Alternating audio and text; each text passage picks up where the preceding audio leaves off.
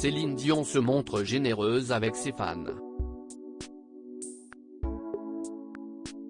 À défaut de pouvoir se présenter sur scène pour donner des concerts, la chanteuse québécoise de 55 ans, touchée par le syndrome de la personne raide, n'a pas pour autant aucun projet dans sa poche pour répondre aux attentes de son public. Outre l'interprétation de 5 nouvelles chansons, dont la bande originale, dans le film à venir Love Again, Céline Dion s'est livrée à une célèbre écrivaine, Laurence Catino-Crost, dans le cadre d'un récit biographique officiel dont la sortie est prévue pour le 23 août prochain. Long de 304 pages, l'écrit sera intitulé Céline Dion, encore une larme de bonheur. En février dernier, l'écrivaine avait confié à la Dépêche être sur ce projet avec la star de la musique depuis maintenant 1 an et demi.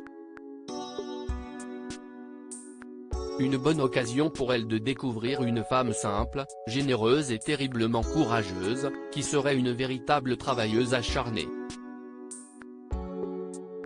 Ensemble, elles ont peaufiné cette biographie qui ne sera pas tapageuse, sans scandale, ni salissure. Il y aura certains scoops, oui, du moins des confidences, a affirmé Laurence Catino-Crost à nos confrères. Céline Dion, Hélène Ségara, Édouard Philippe. Ces stars atteintes d'une maladie rare. Céline Dion bientôt de retour sur scène? Depuis le début de sa carrière, Céline Dion a fait l'objet de nombreux écrits, dont des biographiques non officielles. En novembre 2022, les auteurs français Laurence Piot et Hervé Tropéa ont sorti l'ouvrage Céline Dion, la vraie histoire.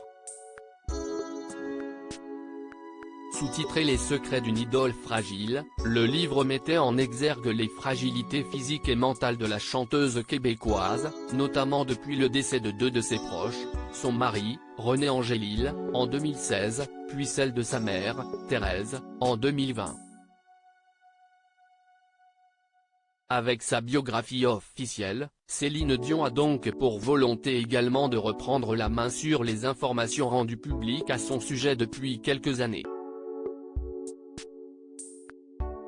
D'autant plus que la sortie de Céline Dion, encore une larme de bonheur, doit intervenir en même temps que le lancement de sa tournée européenne, et donc de son retour sur scène, qui doit normalement s'arrêter à Paris pour plusieurs dates, début septembre 2023. Crédit photo, d'IMAX.